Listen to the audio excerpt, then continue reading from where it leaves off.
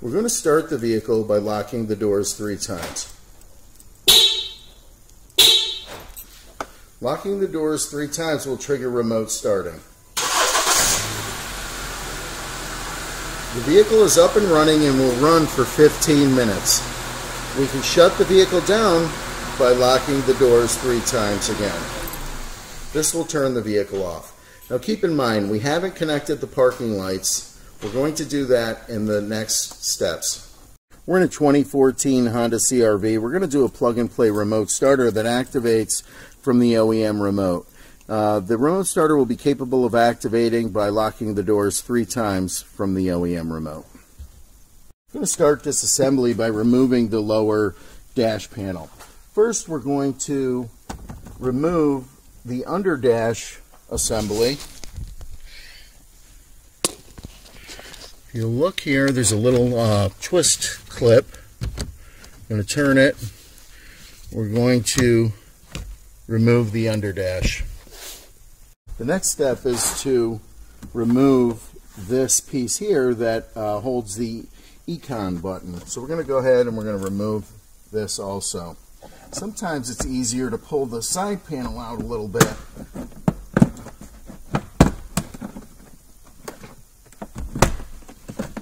And we're going to be putting an antenna kit in this at the end, so we're going to need this off anyway. So we're going to go ahead and we're going to use our plastic tool to release this panel. It's held down by clips. We're going to unplug the econ button. At this point, we're ready to remove the lower dash. We're going to go ahead and we're going to apply outward pressure. Just going to wiggle it a little bit if it gives us a problem. Now we're going to unplug each of the plugs plugged into the lower dash. I'm going to press the release clip on each plug and remove the plug from the switch. This vehicle has a telescopic steering wheel, so we're going to pull on the steering wheel and pull the steering column out to its farthest position, and we're going to make sure that the wheel's in the down position, and then we're going to go ahead and lock the steering column. We're going to need the key to the vehicle to unlock the steering wheel so that we can turn it. We're going to unlock the steering wheel and turn it to the 9 o'clock position, and you'll see a little indentation in here where we're going to put our plastic tool and we're going to pop the upper steering column cover off. I'm going to give you a closer look. So we're going to put our plastic tool up under this little indentation and push up to release the upper steering column cover plastic. When we do this, it's going to expose a screw here and on the opposite side of the steering wheel. We have the top plastic flipped up. You can't remove it because it's held on by a little piece of cloth here. We're going to remove the screw located here and on the other side. Use a long Phillips bit or a long screwdriver. We're going to remove both screws.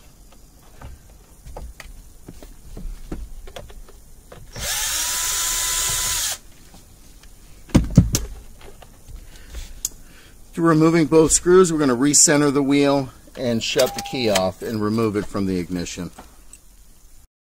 We're going to remove the Phillips screw located in the bottom steering column cover. I'm going to go ahead and remove the screw.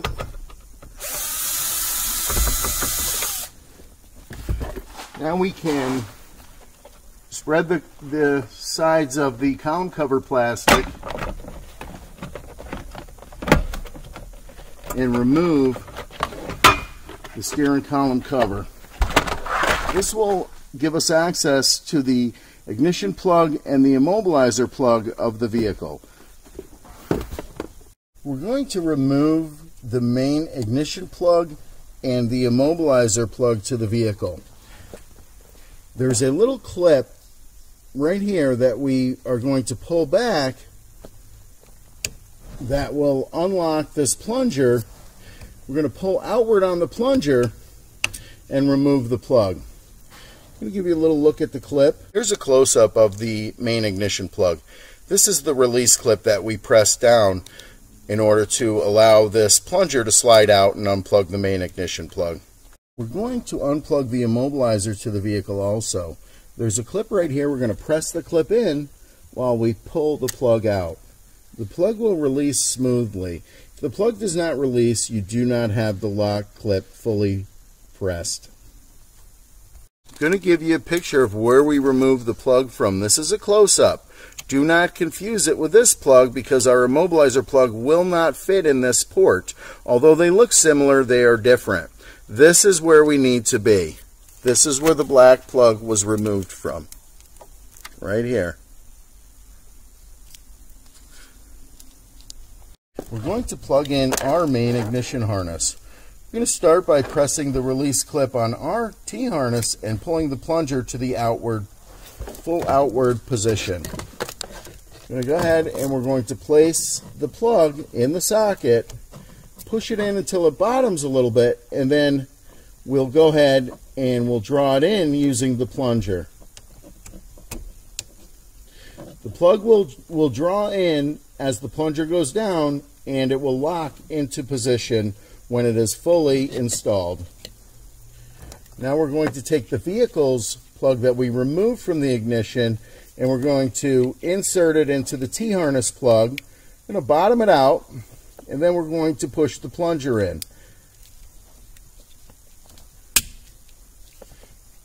The plug will lock in when it is fully seated.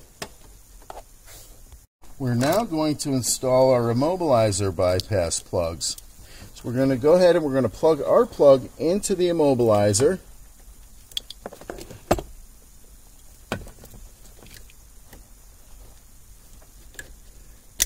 And then we're going to plug the vehicle's immobilizer plug into the T-harness, making sure all plugs lock and are firmly seated. We're going to connect our system ground to the main support that runs across the dash. We're going to go ahead and we're going to use our Phillips drill bit, and we're going to go ahead and put our ground screw right here.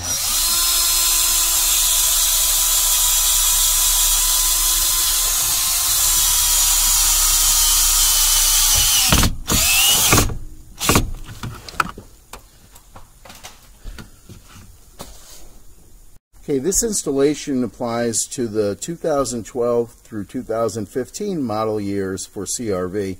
The installation will also apply to the 2016 through 2018 standard key CRV, but the programming on the 16 through 18 would be different. The 16 through 18 require the FlashLink programmer to complete the decryptor process. If you're interested in seeing what the decryptor process is, search warmcarnow decryptor. We're going to go ahead and begin our programming. We're going to locate the programming button on our device. We're going to hold the programming button on the device while we insert the 6-pin plug. When we do this, the lights on the front are going to begin to cycle. We're going to release when we have a solid red light. I'm going to go ahead and hold the button with my thumb and plug in the 6-pin plug. The lights will begin to cycle. When we see a red light, we'll release the button. If we don't release on red, we release on any other color, we can repeat the procedure by removing the 6-pin plug, holding the program button down, and plugging the 6-pin back in. If we keep the button down, the lights will continue to cycle. We can catch the red light on the second time it cycles around, which I'm going to do now. So we missed it the first time. It's back around the second time we release the button. We're going to go ahead and we're going to plug in our remaining connectors without touching the button. We're going to plug our 20-pin plug in. And then on the back side, we're going to plug our white plug and our red plug in to our device.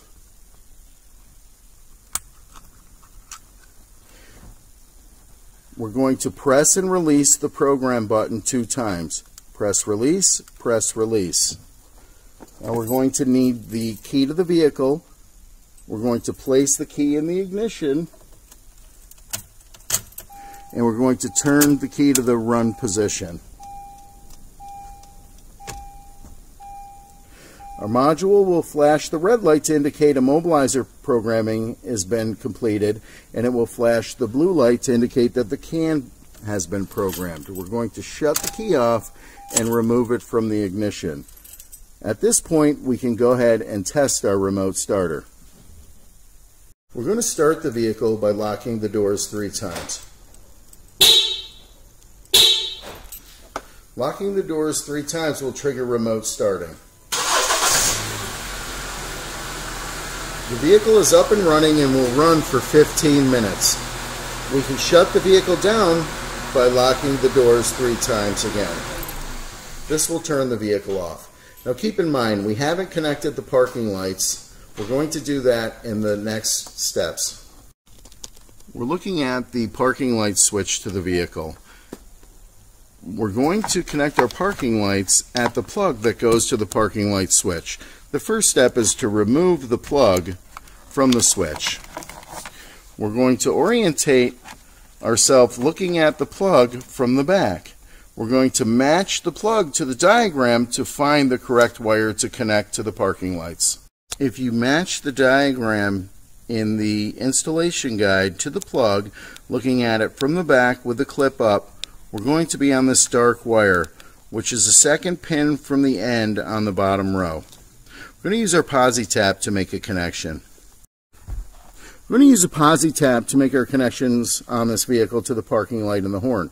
Posi tap is a 3-piece connector. It has a body piece, has an end piece here, we can unscrew, has a groove in it. We put this piece with a groove over the wire, we screw the body back on. The body has a needle in it that pierces the wire and provides a connection point. When the tap is installed on the wire, we loosen the collar approximately a turn to a turn and a half. We insert our incoming wire into the collar and tighten it up, and it makes our connection. So I'm going to go ahead and I'm going to show you how this posi tap is installed. To install our posi tap, we're going to go ahead and we're going to unscrew it. We're going to slip the piece with the groove over the wire, and then we're going to screw the tap back together. At this point, the posi tap is installed and we're ready to connect our incoming wire by loosening the collar and inserting our incoming wire. On our harness, we have 2 wires. We have a parking light wire, which is pink, and then we have a horn wire, which is orange with a black stripe. We're going to route our wires over to our switch so we can make our connection. When routing our parking light wire, the path I like to use is the path that the OEM wires take. I like to go around the back of the immobilizer, up over the top of the steering column to the light switch.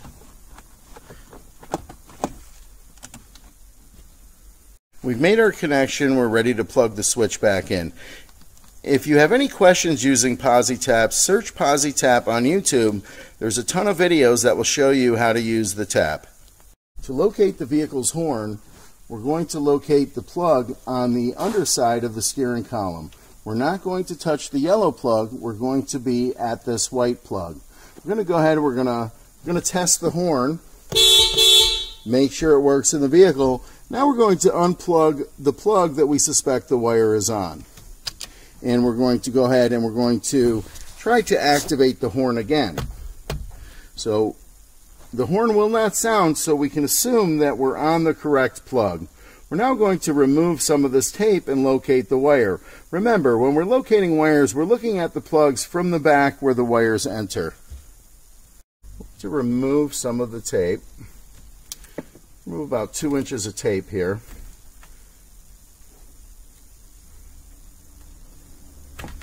This will give us working room so that we can access our wires. So we're going to look at the plug from the back, and we're going to go over second pin from this side to an orange wire. I'm going to give you a closer look. We're looking at the plug from the back, and we're looking at this orange wire, second pin in on the top row. We're going to go ahead and we're going to make our horn connection at this wire. We're going to make our horn connection by loosening the collar on our posi tap and insert our wire into the collar, push it in firmly till it bottoms out, and tightening the collar. We can give the wire a pull test to make sure it's got a Good bite on the wire. We're going to go ahead and we're going to plug the horn back in, and we're going to check the horn again. We're outside of our 2014 Honda CRV. We're going to activate the remote starter by locking the doors 3 times.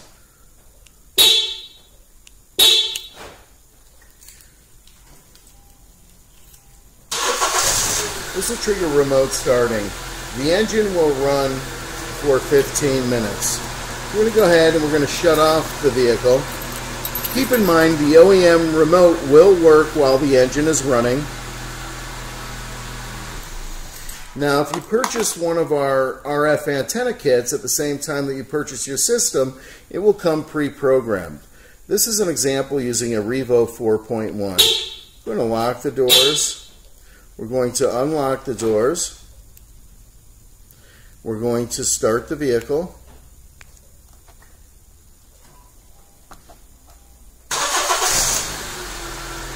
And we're going to shut the vehicle down.